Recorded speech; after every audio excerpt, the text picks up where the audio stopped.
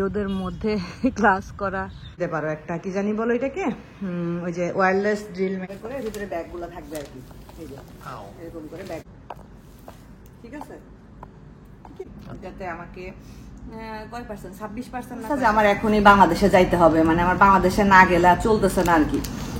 আসসালামু আলাইকুম, কেমন আছেন সবাই? আমরা তো আলহামদুলিল্লাহ ভালো আছি। এখন ঠিক সকাল 6টা বাজে, এখনও চারদিকে অন্ধকার। এই যে বাসা থেকে বের হচ্ছি আমি আর ক্লাসের জন্য। তো এই যে দেখেন কি সুন্দর চাঁদটা এখনও আকাশে আছে, চারদিকে অন্ধকার আর সুন্দর একটা আবহাওয়া, স্নিগ্ধ একটা আবহাওয়া, ভালো লাগতেছিল আমার। মানে ক্লাসে যাওয়ার সুবাদে এই একটা দিক খুব ভালো হয়েছে, সকাল সকাল ঘুম থেকে উঠা হয়। যে আপনাদের ভাইয়া আমাকে ড্রপ করে দিয়ে চলে গেল আর আমিও আমার ভিতরে অফিসে ফর্মালিটি শেষ করে ওই যে ভেন্ট মেশিনটা দেখতে পাচ্ছেন, এই ভেন্ট মেশিনের ওখানে ওয়েট করতে হবে। আজকে আমার থার্ড এবং লাস্ট ক্লাস। আজকে অনেক লং একটা ডে হতে যাচ্ছে। এইখানে মেইনলি প্র্যাকটিসটা হয়েছে ফার্স্টে, তারপরে আমরা রোডে চালাইছি। এখন হলো ব্রেক টাইম, এখন ঠিক সকাল 10টা মতো বাজে। 10টা 12তে আমার ব্রেক শেষ হয়ে যাবে। তো আমি সকালে নাস্তা করতেছি এখানের ক্যান্টিন থেকে, ফ্রাইড রাইস, চিকেন ফ্রাই আর একটা পোস্ট এগ আর কি। তো আর সাথে একটা সিরাপ ড্রিঙ্কস নিছি। সিরাপ ড্রিঙ্কসটা খুবই মজা লাগতেছিল গরমের মধ্যে, ঠান্ডা ঠান্ডা ভালো লাগতেছিল খেতে। আজকের মতো ক্লাস শেষ, আপনাদের ভাইয়া নিতে আসতেছে। এখানে এতগুলা ডাব গাছ আর এই যে ভালো ভালো ডাবগুলা এই যে দেখেন নিচে পড়ে পড়ে আছে, কেউ কেন খায় না বুঝি না। তো আপনাদের ভাইয়া আসতেছে, চলে আসছে কাছাকাছি। যাই হোক, আমার 3টা ক্লাস ডান হয়ে গেল। এরপরে এক্সাম, জেপিজে এক্সাম, সেটা যখন দিবে, ডেট দিয়ে দিছে অলরেডি। এটা দেখেন কি সুন্দর জায়গাটা, অনেক সুন্দর, মিস করব সবকিছু শেষ হয়ে গেলে এখানে আসাটাই। যেখানে আম গাছ, যেহেতু আজকে আপনাদের ভাইয়ার অফিস ছিল, আমাকে দিয়ে এসে তুষান্ত আবিবকে সকালের নাস্তা করিয়ে ওদেরকে রাশেদা ভাবির এখানে রেখে আপনাদের ভাইয়া অফিসে চলে গিয়েছিল। পরে আমি এসে ফ্রেশ ট্রেশ হয়ে ওদেরকে নিতে আসছি। ভাবি ওদের জন্য আবার রান্না বান্না করেছে, তো ওরা খাওয়া দাওয়া করলো, আমিও খেলাম। তো এখন হলো ওদেরকে নিয়ে বাসায় যাব, গিয়ে হলো আমি একটু ঘুমাবো, কারণ আমি ঘুমে তাকাতে পারতেছি না, আমার এত বেশি টায়ার্ড লাগতেছে। আর তাবিব তো মহা খুশি আমাকে দেখে। তো দুপুরবেলা ভাবির ওইখানে খাওয়া দাওয়া করলাম, করে টোরে বাসায় এসে যে আমি এমন ঘুম দিছি, এক ঘুমে একদম এই যে মাগরিবের আগ দিয়ে ঘুম থেকে উঠছি। এখন ওঠার পরে খুব বেশি চা খেতে ইচ্ছা করতেছে। চাটা খেয়ে হঠাৎ মনে পড়লো তাবিবের কালকে স্কুল, ও টিফিনে দেওয়ার মতো তেমন কিছু নাই। এদিকে আবার আমার একটা পার্সেল আসছে, এই যে পার্সেলটা নিচে নামছি আর কি। আর নিচে যেহেতু দোকান, এই একটা সুবিধা। এখন তাবিবের টিফিনের জন্য কিছু নিয়ে নিব। নিচে এরকম দোকান থাকলে বাসার নিচে, এটা যে কত বড় সুবিধা এখন টের পাচ্ছি। মানে হঠাৎ মনে পড়ছে যে আসলে তো টিফিনে দেওয়ার মতো তো তেমন কিছু নাই। নর্মালিও টিফিন ক্যান্টিন থেকে কিনে খাই, তারপরেও কিছু না কিছু তো দিয়ে দেই। এই তো কাপড় শুকানোর একটা সুন্দর মতো সেট করে ফেলেছি। এইসব ছোটখাটো টুকটাক জিনিস আমি সেট করতে পারি, কিন্তু বড় সড়ো এই যে ফার্নিচার টাইপের জিনিস, এগুলো সেট করতে অনেক সমস্যা হয়। তো গতকালকে আমার এক আপু কমেন্ট করেছে যে আপু তোমরা কিনে নিতে পারো, একটা কি জানি বলো এটাকে, ওই যে ওয়্যারলেস ড্রিল মেশিন। আমাদের আছে আলহামদুলিল্লাহ, ওয়্যারলেস ড্রিল মেশিন আছে। তো গতকালকে যে এটা ড্রিল মেশিনের কাজ হচ্ছিল না, এটার যে স্ক্রু সিস্টেম সেটা হলো হাতেই করতে হবে। ওনারা এটা সেট করার জন্য একটা টুলস ওইটা দিয়েই দিছিল সাথে। মানে এটা ড্রিল মেশিনে সেট করার মতো জিনিস না আর কি। ওইটা তো সেট করে লাগাইলাম। তো নিচ থেকে কি পার্সেল নিয়ে আসলাম আপনাদেরকে দেখাই।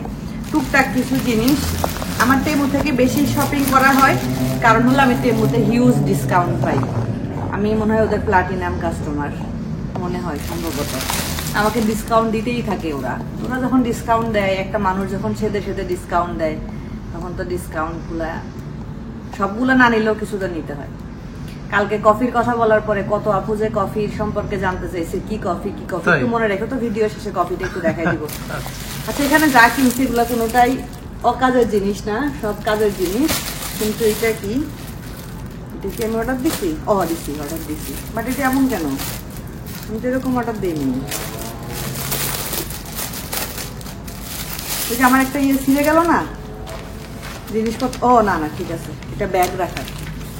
আমার ব্যাগগুলা তো মানে নর্মালি থাকতে থাকতে চাপা লেগে ব্যাগগুলা নষ্ট হয়ে যাচ্ছে। এটা হলো ব্যাগ রাখার হোল্ডার। এটা আমি রাশিদা ভাবির কাছে দেখছি, এর আগেও দেখছি। মানে এটা এরকম করে ঝুলানো থাকবে, এই যে প্রত্যেকটা কম্পার্টমেন্টে এই যে এইভাবে করে ভিতরে ব্যাগগুলা থাকবে আর কি। এই যে এরকম করে ব্যাগগুলা, এতে ব্যাগগুলা ভালো থাকে, মানে ব্যাগগুলা হলো ইয়ে হয় না, কি বলে এটাকে, চাপ খায় না আর কি।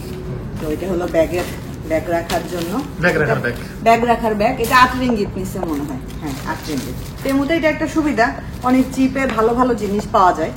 আর একটু রিভিউ টিভিউ দেখে তারপরে নিতে হয়। তেমু বলেন, তারপরে শিনই তো বলে না, শিন বলেন, তারপরে শপি, লাজাদা, এগুলো একটু দেখে শুনে নিতে হয়। এটা ওভেনের উপরে কাভার।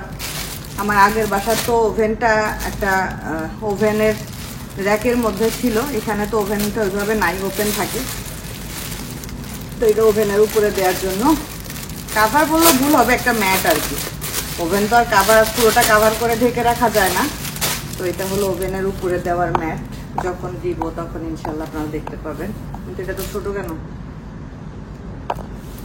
ঠিক আছে, ঠিকই আছে মনে হয়। ওভেন তো উপরে তার এত তো চড়া না, কারণ এটা তো খোলার জায়গাটা তো আর থাকবে না। ঠিকই আছে, ছোট না। বাবা পকেটও আছে তো, দুই সাইডে দুইটা 4টা পকেট আছে। তো এটা ওভেনের উপরের ঢাকনা। তোমার 2টা কেন দিছে? আমি তো একটা অর্ডার দিছি। বাহ বাহ, বুঝছো তো কি? আচ্ছা, তোমার সিঙ্কের এই জিনিসটা খুব কাজের। এটা এইভাবে ঘুরাই ঘুরাই সিঙ্কটা ওয়াশ করা, মানে সিঙ্কটা ভালোভাবে ওয়াশ করা যায়। তারপরে এই যে পানির এগুলাকে, কালকে ফিল্টারটা লাগাই ফেল। দুইটা হ্যাঁ দুইটাই দিছে। আমি একটা অর্ডার দিছি, 2টা দিছে। বাহ, মানে দুইটারই কম্বো ছিল মনে হয়। আমি হয়তো একটা দেখছি, তা তো দেওয়ার কথা না আমাকে। এই জিনিসটা খুব কাজের, এটা আমার খুবই দরকার ছিল। এটা আমি আপনাদেরকে দেখাচ্ছি, এবং এটার কাজটাও আমি বলতেছি যখন সেট করবো তখন ইনশাল্লাহ আমি আপনাদেরকে দেখাবো। আমি আসলে দেখে দেখে কাজের জিনিসগুলো রাখি এবং একসাথে তখন অর্ডার দিই। আমরা সিঙ্কে যখন ধরেন ময়লা টয়লা ফেলি, ময়লা বলতে প্লেট যখন রাখি, তখন অনেক সময় দেখা যায় যে প্লেটের মধ্যে বিভিন্ন টাইপের খাওয়ার পরে কাটা টাটা বা এগুলো থাকে। তো দেখা যায় আমার বাচ্চারা কি করে, বিশেষ করে তোষাক, দেখা যায় কি ওগুলা সহ সিঙ্কের মধ্যে ও পানি ঢেলে দেয়। তখন সিঙ্কের যে হোলটা আছে, হোলটার মধ্যে ওগুলা গিয়ে জমাট বাঁধে, হাত দিয়ে তুলতে হয়, আমার কাছে ভালো লাগে না। তো এটা যে সিঙ্কের যে ইয়েটা আছে, এটা কি বলে, কলটা আছে, কলের সাথে এভাবে করে সেট করে রাখলে এটা এরকম করে ঝুলে থাকবে। এটার মধ্যে পানি ফেললে, মানে এটার মধ্যে ময়লা পানিটা ফেললে ময়লা যা যা ময়লা থাকবে সেটা এই যে এখানে এসে জমা হবে। পর এটা খুলে, এই যে এটা খোলার দরকার নেই, এই যে এটা খুলে জাস্ট বিনে ফেলে দিলেই হয়ে যাবে, এই আর কি। বাবা, ও আচ্ছা, এটা আবার সেটও মানে একবারে ইয়েও করা যাবে। ও আচ্ছা, এইভাবে করলেই হবে। এভাবে করলে আপনার হাত দিয়ে ধরতে হবে না, এভাবে করলে এটা খুলে যাবে। এই যে এখানে একটা ইয়ে আছে, এটা প্রেস করলে জিনিসটা খুলে যাবে, এভাবে করলেই পড়ে যাবে, আপনাকে হাত দিয়ে এটা ফেলতে হবে না। সুন্দর না, কাজের জিনিস। তো এটা, তারপরে হ্যাঁ এইটা আমি তাই তো বলতেছি, আমার তো এটা তো এরকম হওয়ার কথা না, এটা শক্ত আছে। আমি আমার কাপড় চোপড় যেগুলো ভালো কাপড় চোপড়, সেগুলো আমি যখন ক্যাবিনেটে রাখি, আমি একটা ব্যাগের মধ্যে করে ক্যাবিনেটে রাখি। এতে করে কি হয়, কাপড় চোপড় গুলাতে বাইরের ধুলাবালু পড়ে না, ক্যাবিনেটের মধ্যে কিন্তু ধুলাবালু ঢুকে। তো আমার এরকম অনেকগুলো আছে, কিন্তু একটা হলো অনেক আগে, ওইটা অনেক আগে, ওইটা একদম আমার ফার্স্ট বাসার, মানে প্রায় ওইটার বয়স 8 বছর হয়ে গেছে। তো ওইটা ছিঁড়ে গেছে, বিশেষ করে আমি হিজাব রাখি আর কি, ওইটা ছিঁড়ে গেছে, বুঝছো তো কোনটা। তো ওইটাকে চেঞ্জ করলাম আর কি। এই যে এটা 6 রিঙ্গিত মতো নিচ্ছে। এখানে সবই টুকটাক দাম, কিন্তু যে ফ্রাই প্যানটা কিনছি, ফ্রাই প্যানটার দামটা একটু নিচ্ছে। আর এগুলো একদম মানে অল্প স্বল্প আছে, 6 রিঙ্গিত 7 রিঙ্গিত এরকম। এই যে আমার বেডরুমে একটা সোফা আছে, সোফাটা ইয়েলো কালারের, আর সোফাটাতে একটু ময়লা না, ঠিক একটু দাগ আছে আর কি। তো এই সোফাটাকে কাভার করার জন্য আমি অনেক দিন ধরে সোফার কাভার খুঁজতেছিলাম। তো ওইটা সোফা কাম বেড কাভার খুঁজতেছিলাম, কিন্তু আমি ওই রকম মন মতো কাভার পাচ্ছিলাম না, পাইলেও অনেক এক্সপেন্সিভ। পরে এটা কত দিয়ে কিনছি বলতো? No idea. এটা আমাকে 90% ডিসকাউন্ট দিছে। তাহলে কত? 13 রিঙ্গিত। নরমালি 70 রিঙ্গিত 80 রিঙ্গিতের নিচে শপি বলো লাজাদা বলো কোন জায়গায় দেখছো তো সোফার কভার তো অনেক দাম লাগাই ফেলো তো। এই যে সুন্দর একদম দেখো ধরো দেখো সফট কিন্তু অনেক নরমালি আমরা যেগুলো কিনে এরকম না এটা লাগাই দিবে এখন। হ্যাঁ এখানে থাক। ও আচ্ছা এটা একটা ব্রাশ এটা আমার বাচ্চাদের ওই যে পানির বোতল গুলা যে আছে স্কুলের পানির বোতল গুলা বা বাসায় আমার তাবিজ তো অলওয়েজ মানে ওয়াটার বোতল ক্যারি করে এবং সে আজকে রাশিদা ভাবির বাসায় গিয়ে ওয়াটার বোতলটা রেখে আসছে। সকালে যাওয়ার সময় ভাবির এখানে বোতল নিয়েই গেছে রেখে আসছে। আসার পর থেকে খালি বলতেছে আম্মু আমি আমার ওয়াটার বোতল মাম্মির কাছে রেখে আসছি ভাবতেছে যে হারাই গেছে মনে হয়। তো এটা হলো যে বোতল ক্লিন করার আর কি ব্রাশ। এটা কত 2 রিঙ্গিত না 2.5 রিঙ্গিত নিচে মনে হয়। আমি দামগুলা মনে আছে বলে বলতেছি আর কিছু আছে না আর কিছু নাই। এটাই হলো বিশেষ জিনিসটা ফার্স্ট টাইম ইউজ করব আমি এরকম ফ্রাই প্যান। এটা আগে কখনো আমি ইউজ করি নাই। এগুলো নাকি খুবই হেলদি আশা করি ভালো হবে। আমার এখন ছুরি কাছে আনতে ইচ্ছা করতেছে না এইভাবে করে ছিঁড়ে বের করি।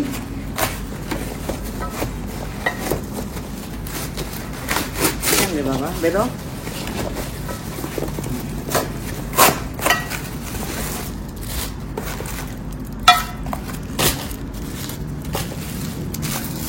এটাতে নর্মালি একটু মাছ টাছ ভাজা তারপরে পরোটাটাকে আটবে মনে হয় পরোটা ডিম ভাজা পরোটা আটলে উল্টানোর জায়গা থাকবে না।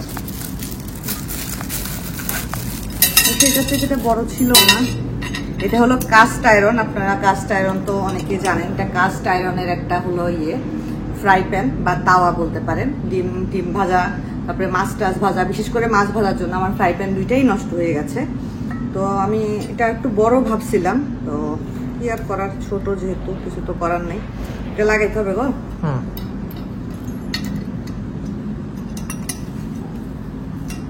তবে হ্যান্ডেলটা কাঠের দিয়ে ভুল করছে। কাঠের হ্যান্ডেলগুলো কি হয় ওই যে চুলার তাপ লাগতে লাগতে কাঠের হ্যান্ডেলগুলো কিন্তু নষ্ট হয়ে যায়।